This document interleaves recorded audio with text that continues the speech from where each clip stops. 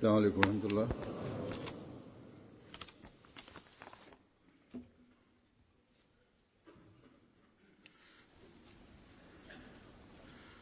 أشهد أن لا إله إلا الله وحده لا شريك له وأشهد أن محمدا عبده ورسوله أما بعد فأعوذ بالله من الشيطان الرجيم بسم الله الرحمن الرحيم الحمد لله رب العالمين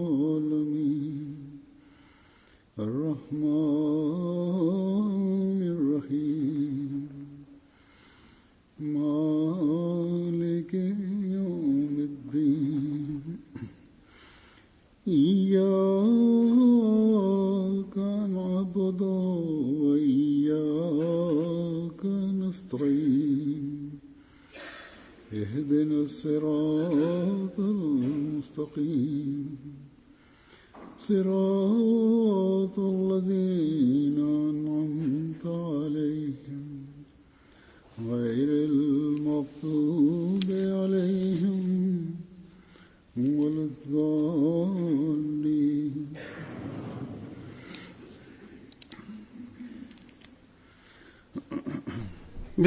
Bismillahirrahmanirrahim. Halifa mtukufu ayyadhahullahu ta'ala bin Salaziz anasema kwamba majuzi mtu mmoja alinionyesha video moja kwamba shekhe moja Mafrika alikuwa anawafundisha watu wazima Qur'ani tukufu, na wale vijana walipokuwa wanapokosea kidogo alikuwa anawapiga sana na alikuwa anapiga vibaya sana.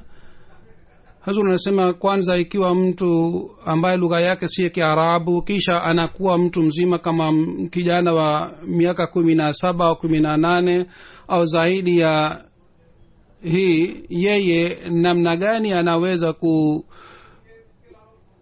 kutamka maneno ya Kiarabu kama ni wasomaji wa Qur'ani tukufu?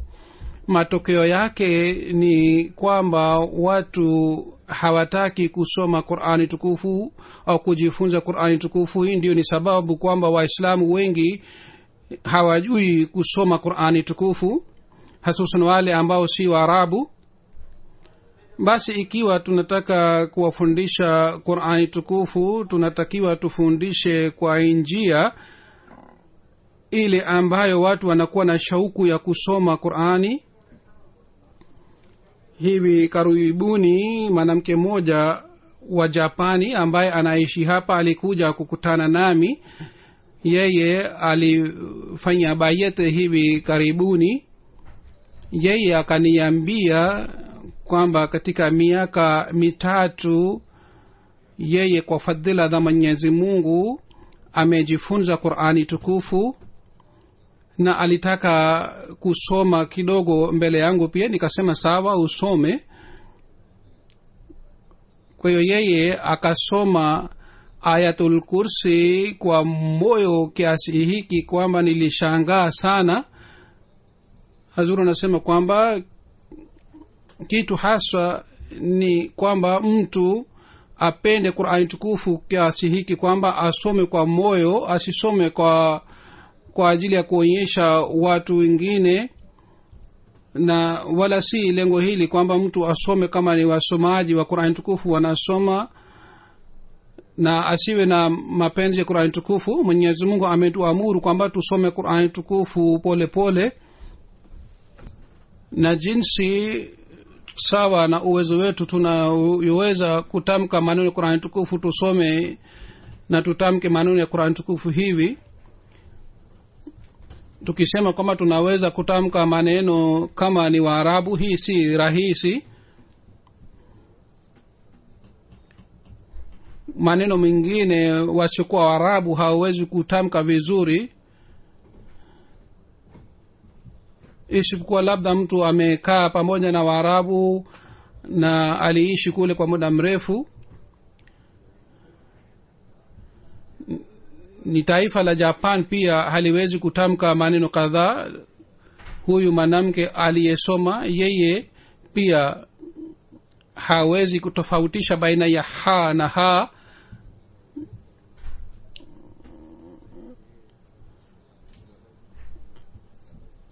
Na jinsi aliyokuwa akisoma neno ha ilionekana kama anasoma ha.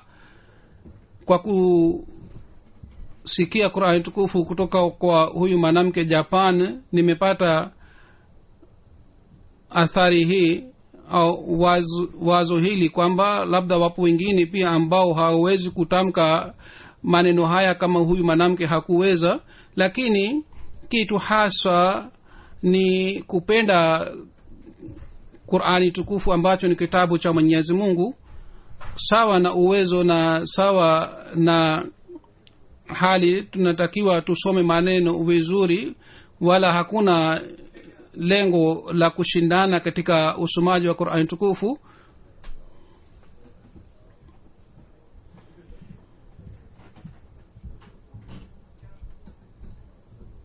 Hazrat Bilal radhiyallahu ta'ala anhu badala ya kusema ashhadu alikuwa akisema ashhadu, lakini mapenzi alikuwa anayo, hakuna qari mwingine ambaye anaweza kushindana naye. Basi katika jumuiya watu wanaendelea kujiunga, wale ambao si waislamu lakini sasa wanajiunga na jumuiya.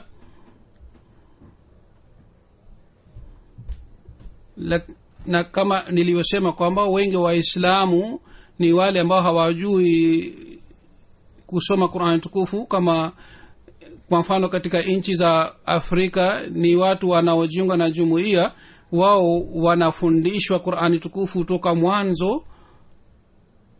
Tunalazimika kuwafundisha Qur'ani tukufu hao watu wanajiunga na jumuiya. Kwa hiyo wale walimu wanaofundisha Qur'ani tukufu wanatakiwa wafundishe kwa njia ile ambayo watu wawe na shauku ya kusoma Qur'ani tukufu.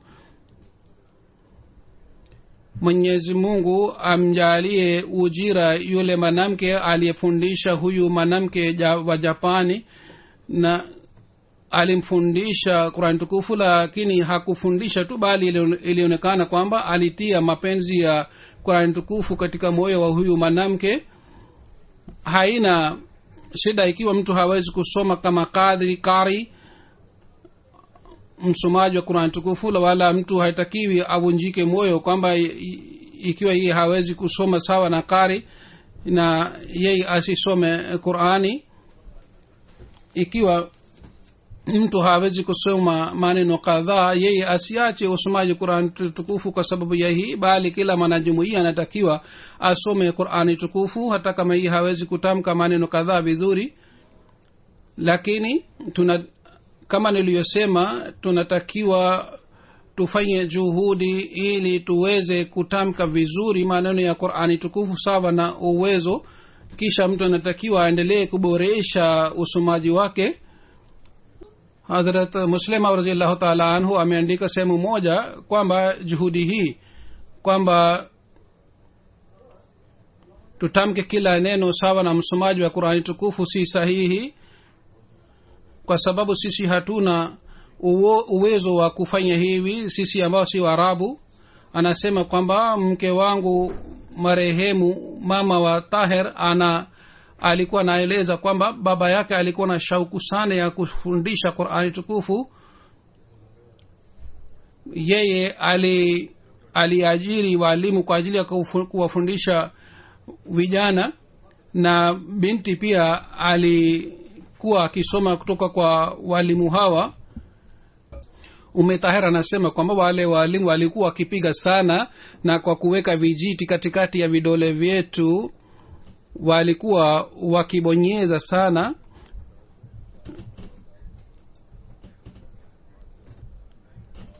Na walikuwa wakipiga sana kwa sababu ya hii kwamba sisi tulikuwa hatukuweza kutamka vizuri maneno ya Kiarabu. matamshi ya sisi watu wa Punjabi ni aina hii kwamba sisi hatuwezi kutamka maneno ya Kiarabu kama Waarabu wanatamka. Hadha Muslim radhiyallahu ta'ala anhu tena alieleza tukio la yule Mwarabu ambaye hali yake nimeshawahi kueleza katika hutuba iliyopita. Yeye Mwarabu alikuja kukutana na Sayyidina alayhi salatu wasalam.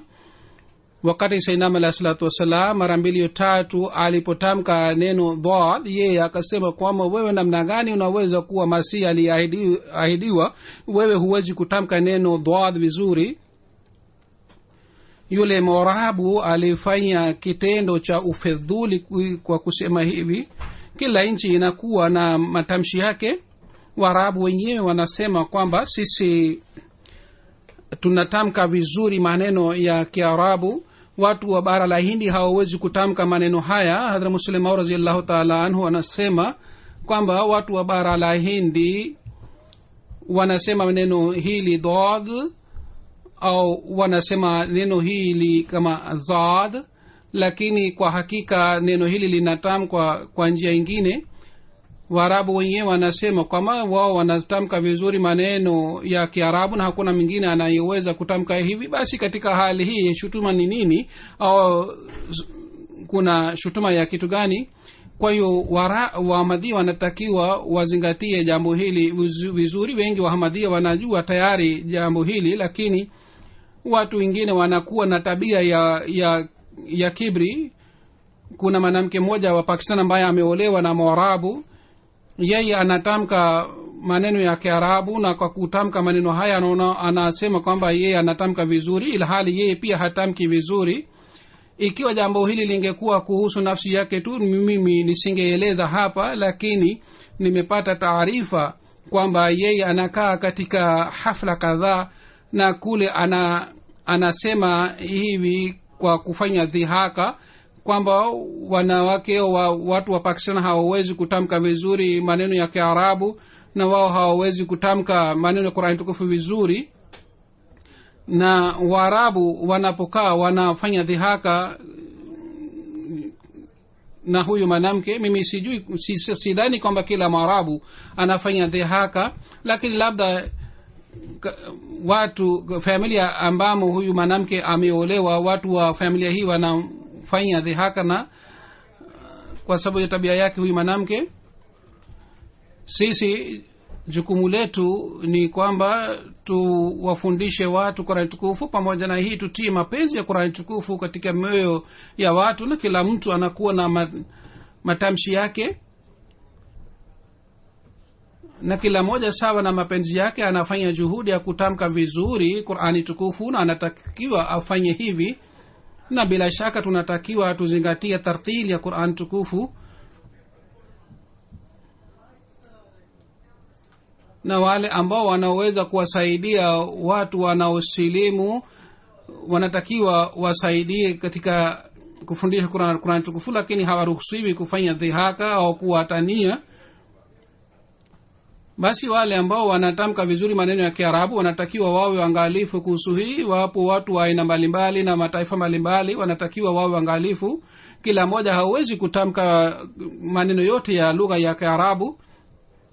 Sasa kwa kumpitia Hadhrat Muslim Maud ta'ala anhu nataka kueleza matukio kadhaa. Hadhrat Muslim Maud anasema kwamba kuna mfano mmoja maarufu sana kuhusu hali ya Waislamu, kwamba hali yao imekuwaje.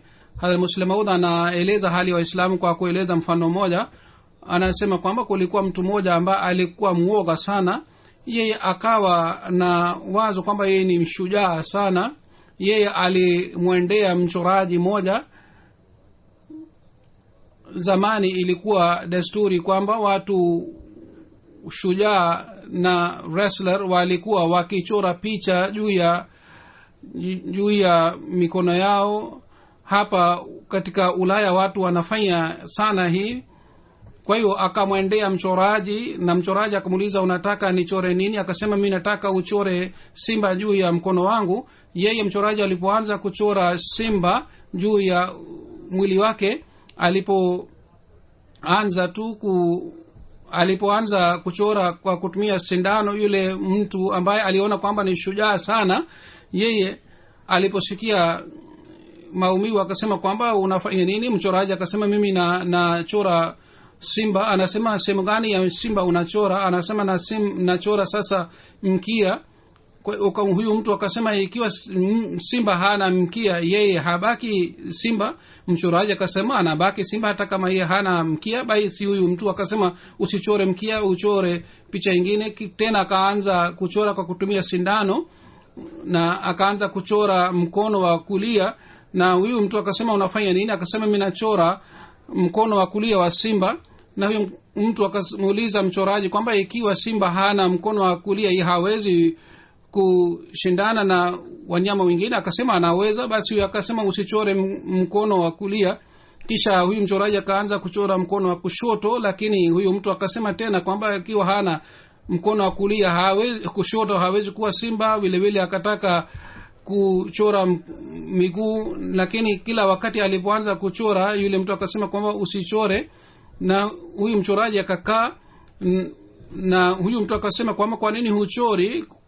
Akasema hakuna kitu kilichobaki, mimi nichore nini? Kwa sababu kila wakati napotaka kuchora unasema usichore. Huzuri anasema hii ndiyo ni hali ya Waislamu wa siku hizi, hususan maulama wa Kiislamu. Ni hali yao ya aina hii kwamba wao wanapiga nara sana lakini hawana vitendo.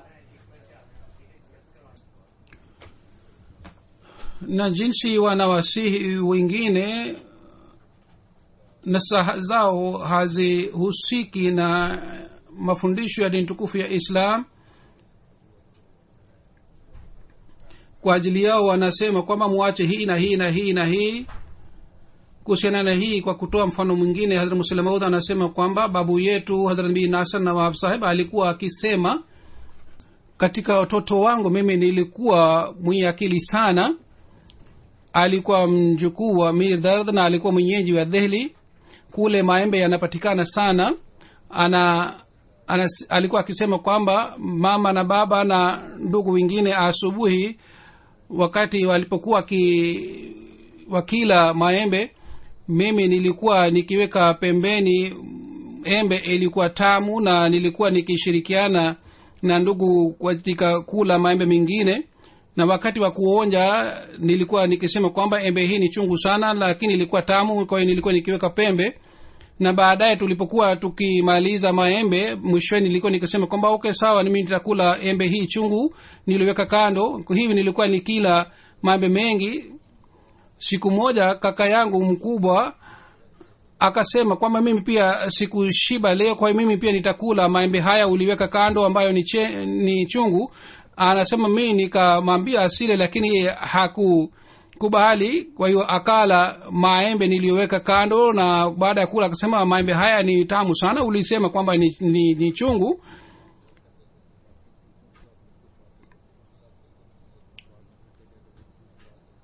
Jinsi alivyokuwa akiweka kando maembe, Hazrat Musleh Maud anasema kwamba hii ndiyo ni hali ya Waislamu siku hizi. Wale watu wanaosema kwamba sheria ifuatwe wenyewe, ikiwa hali yao ni ya aina hii, hali ya wengine itakuwaje? Wale ambao hawajui ni tukufu ya Islam,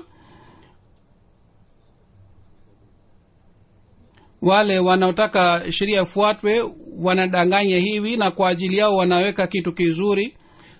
Huzuru anasema kwamba hii ilikuwa utoto wa huyu mtoto, lakini hapa mashehe wanasema maneno kinyume na Qur'ani tukufu ilhali wanajua.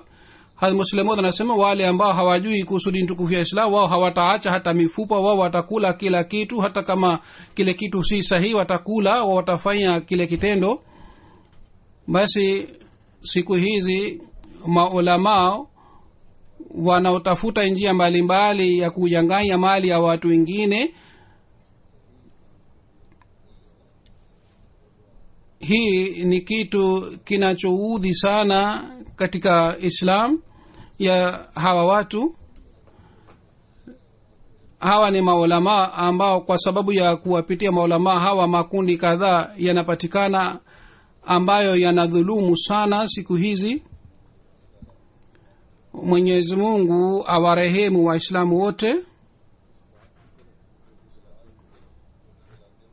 kisha kwa kukumbusha kitu hiki kwamba namna gani kwa kuboresha hali yetu tunaweza kuimarisha imani yetu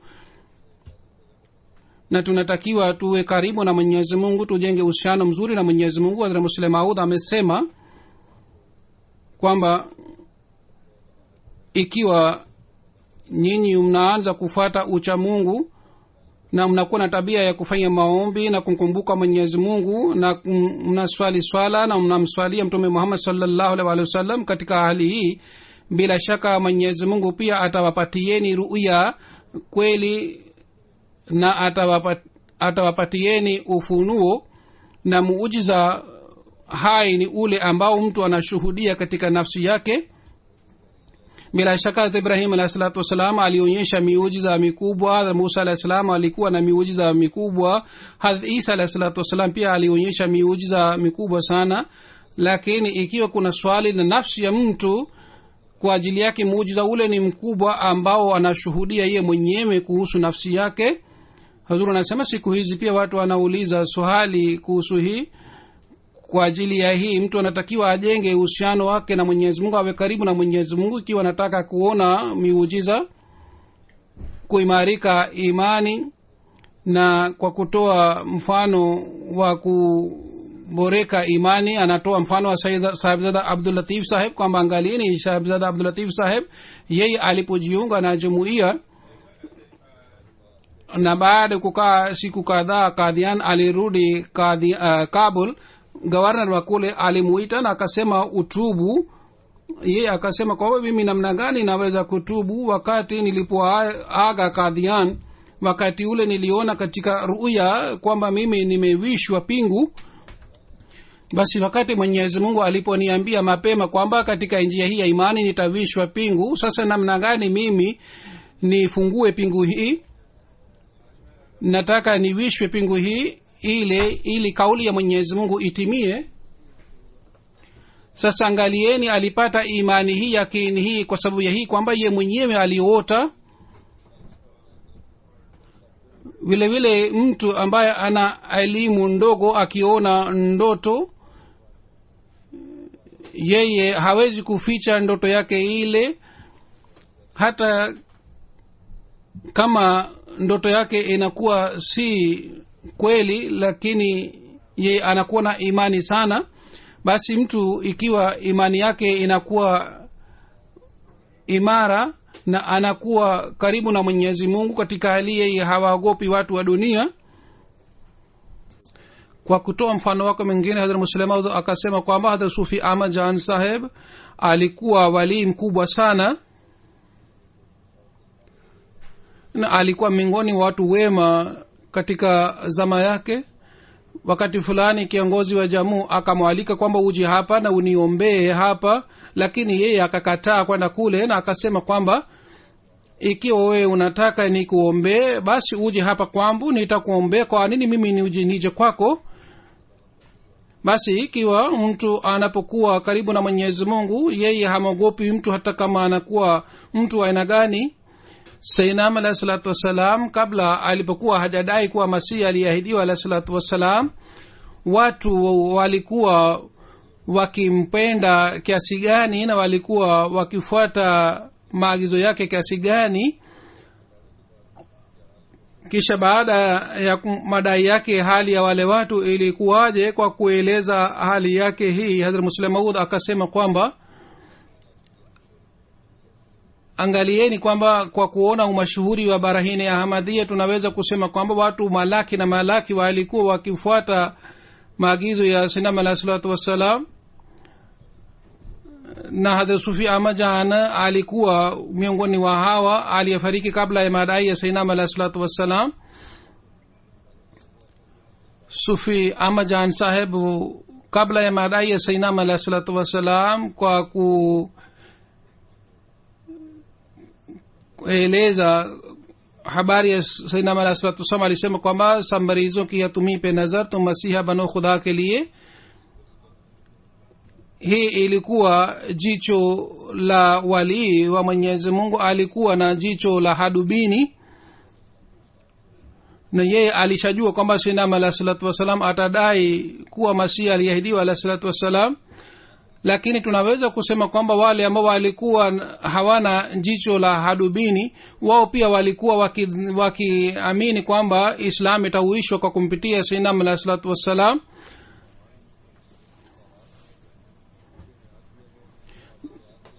Na walikuwa na imani kwamba amepewa silaha ya kuisha Islam na kuipatia uhai Islam tena.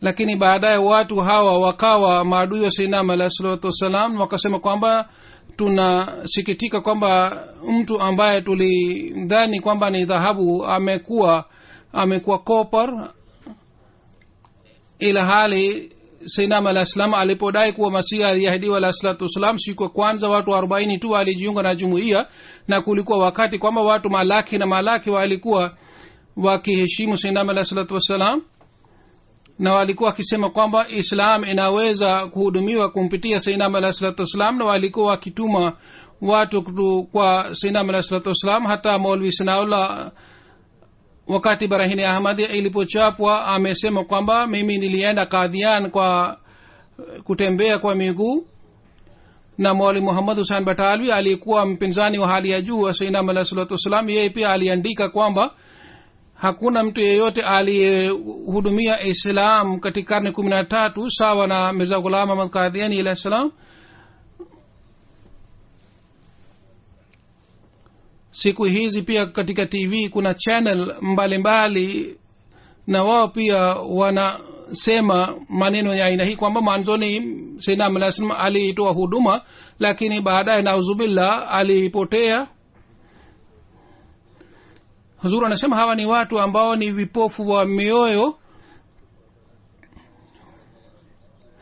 na yule ambaye Mwenyezi Mungu amemfanya kuwa dhahabu wanaona kwamba yeye ni copper, na badala ya kuona kitendo cha Mwenyezi Mungu wanafuata tamaa ya nafsi zao, na wanawapoteza Waislamu ambao hawana akili sana. Mwenyezi Mungu awajalie akili. Safari fulani katika mwaka 1931 ilipoelezwa kuhusu Darul Bait ya Ludhiana, wakati ule Hazrat Muslima radhiyallahu ta'ala anhu aliwaambia wajumbe wa Majlis Shura kwamba sawa na maoni yangu jambo hili ni muhimu sana, yani jambo hili la Darul Bait wa Ludhiana ni muhimu. Sayyidina Ahmad alayhi salatu wassalam ameeleza habari yake na amesema kwamba Ludhiana ni Babelud ambapo Dajjal atauawa, yani mahali ambapo maadui waliuawa, mahali ambapo sayyidina alayhi salam alienda kwa ajili ya kuchukua bayat kutoka Qadian. Wanajumuiya wanatakiwa wazingatie na waheshimu sehemu hii. Wakati sayyidina alayhi salatu wasalam alipoombwa na halifa wa kwanza kwamba akubali bayat, lakini sayyidina alayhi salam akasema si hapa, bali bayat itakubaliwa Ludhiana. Kule Sufi Ahmad marhum ambaye alifariki kabla ya sayyidina alayhi salatu wasalam alikuwa miongoni mwa wale waliompokea sayyidina alayhi salam kabla ya madai yake. Yeye wakati wa kifo chake alikusanya watu wote wa familia yake na akawaambia kwamba Hazrat Mirza Sahib atadai kuwa masihi aliahidiwa, kwa hiyo nyinyi mumpokee atakapodai. Kwa hiyo sayyidina alayhi salam alipodai watu wote wa familia yake walimpokea. Pir Iftikhar Sahib na Pir Manzura Masahib ni watoto wake, na mke wa khalifa wa kwanza ni binti yake. Hazrat Muslimud anasema kwamba mimi nimenuia kwamba tuchore mchoro wa eneo hili ambapo bayat ilichukuliwa na iwekwe alama na jalsa ifanywe pale. Sayyidina alayhi salam alianza jumuiya hapa kwa kupokea bayat ya watu 40. Kwa hiyo majina ya watu 40 yanatakiwa yaandikwe hapa. Hazur anasema kwamba mimi sina taarifa kamili kwamba kiasi gani amri hii imefuatwa, lakini kuhifadhi eneo ile jumuiya inafanya juhudi. Kisha kwa kueleza ludhiana na bishara ya Hazrat Muslim Maud radhiyallahu ta'ala anhu. Hazrat Muslim Maud anasema kwamba mtume Muhammad sallallahu alaihi wa alihi wasallam aliota na aliona ndoto kwamba mbele yake imeletwa zabibu na aliambiwa kwamba hii ni kwa ajili ya Abu Jahal. maana yake ilikuwa hii kwamba mtoto wake Ikrima atapata pepo, na hivyo ndivyo ilivyotokea. Kisha Muslimu ameeleza tukio kamili kwamba Mwenyezi Mungu alimfanyia Ikrima mwema kiasi hiki kwamba alijitolea sana kwa ajili ya dini. Wakati wa vita fulani Waislamu walikuwa na shida,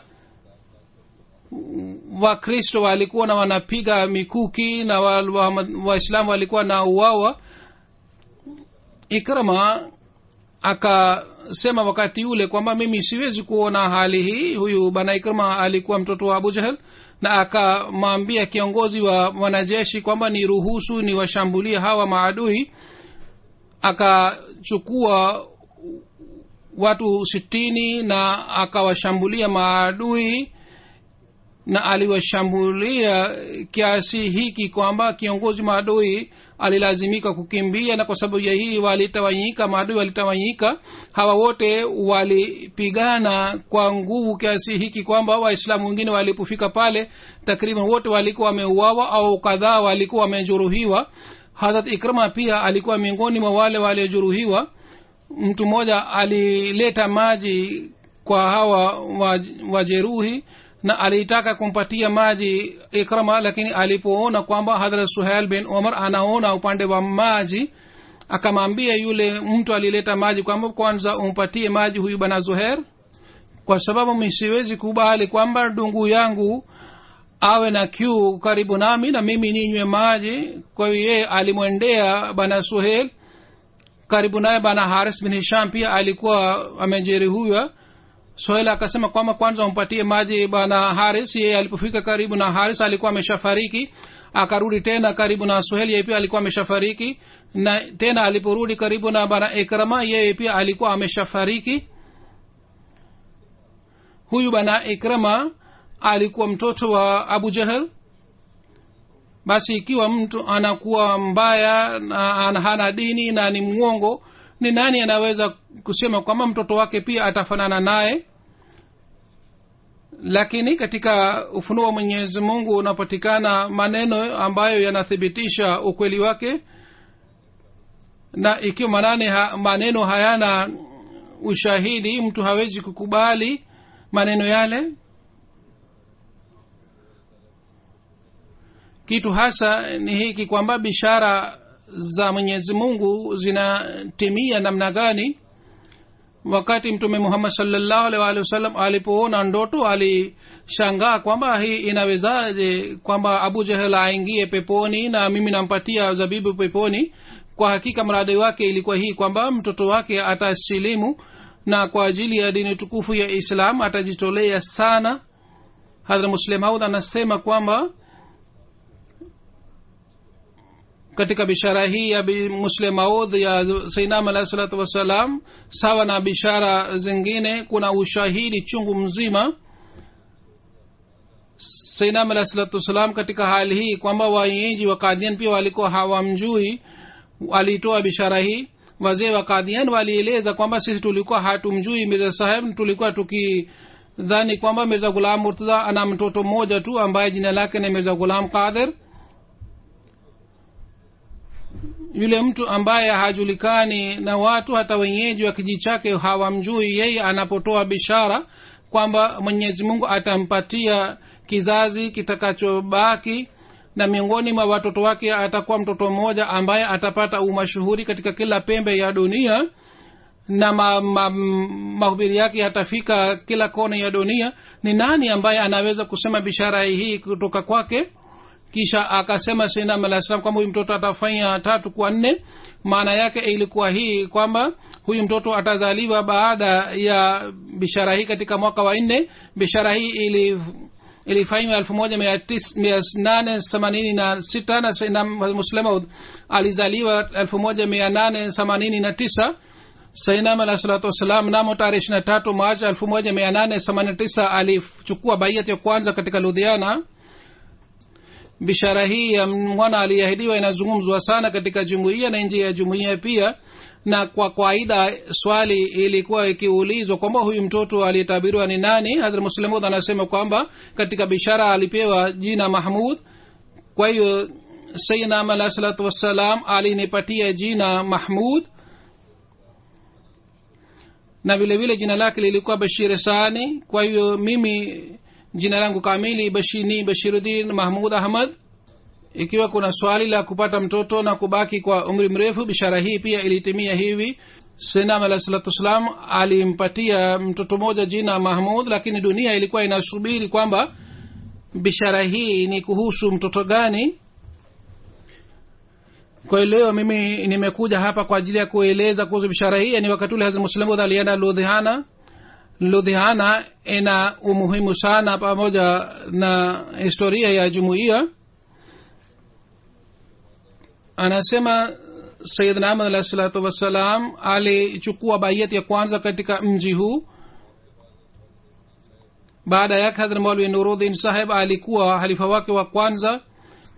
alioa binti wa Sufi Ahmad Jan Saheb aliyekuwa mwenyeji wa Ludhiana, na mtoto aliyetabiriwa katika bishara hii pia alizaliwa katika mke wa Sayyidina Ahmad alayhi salatu wasallam ambaye aliwahi kuishi katika Ludhiana. Hadha Muslimud anasema kwamba nakumbuka kwamba katika utoto wangu mimi niliwahi kuishi hapa. Wakati ule nilikuwa mdogo kiasi hiki kwamba mimi sikumbuki vizuri mambo yote ya wakati ule, kwa sababu wakati ule mimi nilikuwa katika umri wa miaka miwili na nusu. Halifa mtukufu anasema kwamba angalieni, katika umri huu mdogo halifa wa pili alikuwa anakumbuka mambo kadhaa, na anasema anakumbuka tukio moja. Tukio hili ni hivi kwamba nyumba ambapo tulikuwa tukiishi ilikuwa barabarani, na barabara ilikuwa inaenda moja kwa moja. Nilipotoka nje katika nyumba yangu, mtoto mwingine alikuwa anakuja kwa upande mwingine wa barabara. Ye akanijia na akanitupia mkafiri mfu. Mimi nikagopa, nikaanza kulia na nikakimbilia nyumbani. Nakumbuka soko ile ilikuwa ilikuwa inaenda moja kwa moja na nyumba yetu ilikuwa pembeni. Nimekaa miezi kadhaa wa watoto wangu. Kwa hiyo mji huu unahusika na jumuiya sana. Hazrat Muslim Maud anasema kwamba mji huu wa Ludhiana ni muhimu sana kwa ajili ya jumuiya. Anasema nilikuwa nafikiria kwamba mambo ambayo yanatangazwa na Mwenyezi Mungu lazima watu wanapinga yale mambo. Bishara ya Muslim Maud ilitangazwa na mkutano ulifanyika Lahore na Gurdaspur, lakini kule upinzani ulikuwa haukupatikana. Anasema al-Muslim Maud kwamba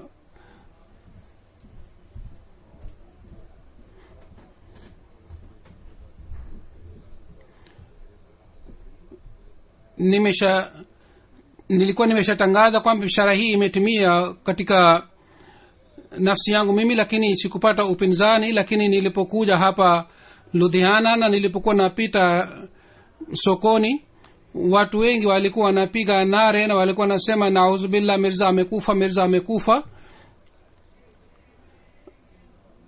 Sisi hatupati madhara yoyote kwa sababu ya hii. Wao walitufanyia dhihaka kwa sababu alisahau mafundisho ya Mtume Muhammad sallallahu alaihi wasallam, lakini bishara ya Sayyidina Ahmad alayhi wasallam ilitimia vizuri. Na halifa wa pili amefanya dua pia kwamba Mwenyezi Mungu awajalie wenyeji wa Ludhiana kwamba wampokee Sayyidina Ahmad alayhi wasallam. Na siku hizi wanaopiga nara katika upinzani wapige nara katika msaada au kwa ajili ya kumsaidia Sayyidina Ahmad alayhi wasallam. Hazur anasema kwamba kwa kueleza upendo na mapenzi ya sahaba moja wa Sayyidina Ahmad alayhi wasallam, halifa wa pili anasema kwamba Mia Abdullah Sahib Sanori radhiyallahu ta'ala anhu pia alikuwa amejaa na mapenzi. Safari moja alikuja Qadian, alikutana na Sayyidina Ahmad alayhi wasallam. Sayyidina Ahmad alayhi wasallam alimpatia kazi fulani. mia abdullah sahab sanori alipomaliza likizo yake alipoomba ruhusa kutoka kwa sayyidina alayhi salatu wasalam ili arudi, lakini sayyidina alayhi salam akasema usubiri kidogo, baki hapa.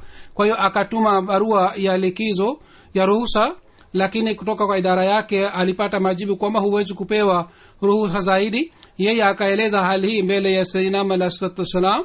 sayyidina alayhi salam akasema kwamba ubaki hapa usirudi. kwa hiyo yeye akaandika tena barua kwamba mimi siwezi kuja kazini. kwa hiyo watu wa idara yake wakamfukuza kazini. alikaa miezi 4 au 6 kule Qadian sawa na amri ya sayyidina alayhi salatu wasalam. aliporudi idara yake ikasema kwamba kiongozi aliyemfukuza yeye alikuwa hana haki ya kumfukuza. kwa hiyo yeye alirudishwa kazini, na miezi yote alikuwa Qadian alipata mshahara wake pia. vile vile ametoa mfano mwingine wa Mushi Zafar Sahib Purthalwi. Hazrat Muslim Maud anasema kwamba mimi nilikuwa naenda Delhozi, njiani Mia Taula Sahib akaniambia. tukio hili limechapwa katika Al-Hakam 1934. Hazrat Muslim Maud anasema kwamba mimi naeleza tukio hili katika maneno ya Munshi Sahib. anasema mimi nilipopata kibarua siku moja nikaja Qadian kwa kuacha kazi. baada ya siku 3 nikaomba ruhusa kutoka kwa sayyidina alayhi salam, lakini sayyidina alayhi salam akasema kwamba usubiri usiende. kwa hiyo sikuomba ruhusa tena kwamba mwenyewe sayyidina alayhi salam ataniruhusu. mwezi moja ukapita, mafaili ilikuwa nyumbani kwangu, kazi ilisimama, nikaanza pokea barua chungu mzima. lakini hapa hali ilikuwa hii kwamba nilikuwa sifikiri kuhusu barua hizi, nilikuwa sijali kuhusu barua hizi kwamba ikiwa napokea barua sijali nitakaa Qadian. nilikuwa napata ladha sana kule ya kukaa Qadian, kwa hiyo sikupata hamu ya kurudi kazini tena. hatimaye nikapata barua kali sana kutoka kwa idara yangu. barua ile nikaweka mbele ya sayyidina alayhi salatu wasalam. sayyidina alayhi salam akasoma akasema kwamba uandike kwamba mimi siwezi kurudi. kwa hiyo mimi nikaandika kama alioniagiza sayyidina alayhi salam. kwa hiyo mwezi mwingine ukapika. siku moja sayyidina alayhi salam akasema kwamba siku ngapi imepita tangu nakaa hapa. sayyidina alayhi salam kisha mwenyewe akahesabu na akasema sawa urudi. nikarenda Kuputhala na nikamwendea nyumba wa magistrate ili nijue kwamba uamuzi gani umechukuliwa, kwamba nimefukuzwa kazini au watanipatia faini au watafanya nini. nilipomwendea huyu magistrate akasema kwamba labda Mirza Sahib hakukuruhusu kwamba urudi hapa. nikasema ndio, ni kweli.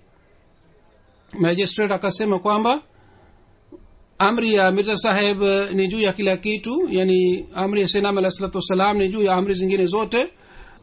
Muslim anasema kwamba Mia Ataullah Sahib amesema kwamba Munshi Sahib marehemu akasema kwamba wakati sayyidina alayhi salatu wasalam aliposema kwamba andika sisi hatuwezi kurudi, mimi niliandika maneno yale yale na nilimtumia magistrate. Muslim anasema kwamba hawa walikuwa watu ambao walionyesha mapenzi ya hali ya juu, kwamba sisi hatuwezi kuwa na fedheha mbele ya jumuiya hizi ya zamani. wafuasi wa jumuiya yetu wawe wadhaifu kiasi gani, lakini ikiwa masahaba wa Musa alayhi salatu wasalam wakieleza wakitupatia mfano wao, sisi tunaweza kueleza mfano wa masahaba hawa mbele yao. ikiwa masahaba wa Isa alayhi salam wataonyesha mfano wao, sisi tunaweza kueleza mfano wa masahaba hawa wa sayyidina alayhi salatu wasalam mbele yao. Mtume Muhammad sallallahu alaihi wasallam aliposema hivi kwamba mimi siwezi kusema kwamba kuna tofauti gani baina ya umma wangu na umma wa Mahdi, alisema hayo kwa sababu ya watu wa aina hii. hawa ni wale watu ambao sawa na Hazrat Abubakar, sawa na Hazrat Umar radhiyallahu ta'ala anhu, sawa na Hazrat Usman radhiyallahu ta'ala anhu, na sawa na Ali radhiyallahu ta'ala anhu, sawa na masahaba wengine walikuwa tayari kujitolea kila wakati na walikuwa tayari kupata usumbufu kila aina katika njia ya Mwenyezi Mungu. Angalieni halifa wa kwanza mwenyezi mungu alimpatia heshima katika jumuiya. kwa hiyo mimi sikutaja jina lake, pengine kujitolea kwake ni aina yake. yeye alipokuja Qadian wakati ule katika Bhera alikuwa anafanya kazi ya matibabu, na kazi ilikuwa imepanuka sana. Alipomba ruhusa kutoka kwa Sayyidina Alayhi Salam kwamba anataka kurudi, Sayyidina Alayhi Salam akasema kwamba usirudi, ubaki hapa, uishi hapa. kisha halifa wa kwanza radhiallahu ta'ala anhu hata mwenyewe hakuenda kuchukua vifaa vyake, bali alimtuma mtu mwingine ili alete vifaa vya nyumbani. hii ni mifano ya kujitolea ambayo inampatia heshima mbele ya Mwenyezi Mungu, na hii ndiyo ni hali kila mtu anatakiwa afanye juhudi ili apate hali hii. Imani ya juu, imani kwa jina haiwezi kumfaa mtu. Imani hasa ni ile ambaye inakuwa na mapenzi na upendo. Mwenye falsafia akidai kwamba ana imani, lakini imani yake haikukamilika ikiwa hana mapenzi, kwa sababu hakuona ukweli kwa jicho la moyo, bali aliona kwa jicho la akili. Lakini yule ambaye anaona kwa jicho la moyo, ukweli unakuja kutoka kwa Mwenyezi Mungu. Hakuna yeyote anayeweza kumdanganya yeye, kwa sababu kutoka kwa moyo mapenzi yanapatikana. Mwenyezi Mungu atujalie sisi tuweze kumtambua imamu wa zama hii kwa jicho la moyo, na tubaki katika imani yetu. Sisi tuweze kutambua nishani zote za Mwenyezi Mungu na tuheshimu, na shetani asiweze kutudanganya. Hazur anasema baada ya swala nitaswalisha jeneza moja ghaibu. Ni ndugu yetu Darwesh bana Maulvi Khurshid Ahmad Prabhakar, alikuwa mtoto wa Chaudhry Nawab Din Saheb. Tarehe 28 wa Julai 2015 katika umri wa 94 alifariki. Inna lillahi wa inna ilaihi rajiun. Alifariki katika kijiji kimoja cha Faisalabad. Alikuwa mwanajumuiya kwa kuzaliwa 1936. Katika umri wa 15 alienda Qadian mara ya kwanza, na alishiriki hafla moja ya halifa wa pili katika pala msikiti. Wakati wa kurudi alikuwa hana nauli, kwa hiyo kilomita 95 alitembea kwa miguu. Alijiunga na nizamu ya wasia katika umri wa 19. 1937 alimwandikia halifa wa pili kwamba muda wa kushiriki tarika jadidi imekwisha. 1936 nilikuwa mwanafunzi wakati ule, sasa napata mapato kidogo, kwa hiyo niruhusiwe ili nishiriki katika tahrika jadid. Halifa wa pili alimruhusu yeye, na wanafunzi wote walikuwa hawapati mapato, lakini bado walianza kupata mapato. Aliwaruhusu wajiunge na tahrika jadid. Maulvi Khurshid Ahmad Prabhakar alitoa huduma zake katika shamba la jumuiya huko Sindh. 1947 mwanzoni alikuja Qadian kwa kutoa wakfu. Wakati ule ule Pakistan na India iligawanyika. Aliishi maisha ya darwesh kwa upendo na kuutii.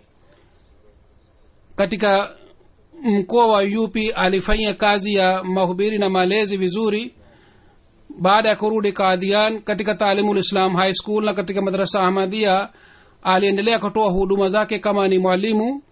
Katika chini ya Nizarat au Tabligh miaka 3 alijifunza mafundisho ya Kihindi na alipata degree 3 za Kihindi. Ved, Bible, Gita, Guru Granth alisoma vizuri. Hinduism, Sikhism na kuhusu Ukristo aliendelea kuandika makala, na alifasiri Qur'an tukufu katika lugha ya Kihindi. Katika gazeti la Badar alianza kuandika makala wakati 1952 gazeti hili lilianzishwa tena, na aliendelea kuandika makala hii mpaka 2013. Takriban miaka 60 aliendelea kuandika makala katika magazeti mbalimbali. Mishkat, Rahe Iman aliendelea kuandika makala yake katika magazeti haya pia. Vile vile katika magazeti mengine ya nchi aliendelea kuandika makala kama Hind Samachar na Kashmir. marehemu ameandika kitabu kadogo kwa jina la serikali na mwanajumuiya. ilichapwa chini ya Nizara Talim na ilipata umashuhuri sana. alikuwa akiandika makala mzuri sana, vile vile shairi pia mzuri sana. Halifa wa nne pia alimsifu sana, na kwa kweli kwa kusoma makala yake ilionekana kwamba anaandika kwa moyo. alikuwa hapendi kwamba apate msaada kwa mtu mwingine. aliendelea kufanya kazi yake mwenyewe pamoja na kazi ya elimu. alifuga wanyama pia nyumbani. alijenga nyumba mwenyewe, na baada ya kujenga nyumba yake aliacha nyumba ya jumuiya. hii ilikuwa mfano wake mzuri. alikuwa akiendelea kusali swala hata katika hali ya maradhi. pia alikuwa akipata ndoto ya kweli, na alikuwa aliwaandikia mahalifa ndoto zake. mwezi mmoja kabla ya kifo chake alimwambia mtoto wake mdogo kuhusu kifo chake. wiki moja kabla ya kufariki alimkumbusha tena kuhusu kifo chake. alioa wake wawili. ya kwanza ni Alam Bibi 1974 alioa, alipata mtoto mmoja aitwaye Munira, anaishi Pakistan. na 1956 alimoa Aisha Bibi binti wa Abdul Razak Sahib wa Karnatak. kwa mke huyo alipata watoto wa kiume 5 na mabinti 3. watoto wake moja Israel Ahmad, Krishan Ahmad, Ibrahim na mke wake Shakil Ahmad na Mahmud Ahmad wanaitumikia jumuiya siku hizi. Mwenyezi Mungu aiweke roho ya marehemu mahala pema na awajalie watoto wake kama wajenge uhusiano mzuri na uhalifa na wajenge uhusiano mzuri na jumuiya. Amin.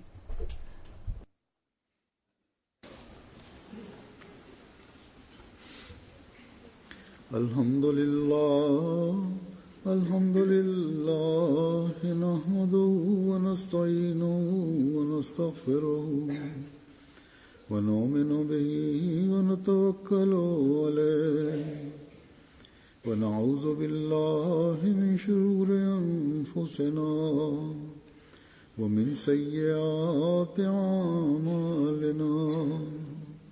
من يهده الله فلا مضل له ومن يضلل فلا هادي له ونشهد أن لا إله إلا الله ونشهد أن محمدا عبده ورسوله. عباد الله رحمكم الله إن الله يأمر بالعدل والإحسان وإيتاء ذي القربى وينهى عن الفحشاء والمنكر والبغي يعظكم لعلكم تذكرون. اذكروا الله يذكركم وادعوه يستجب لكم ولذكر الله أكبر.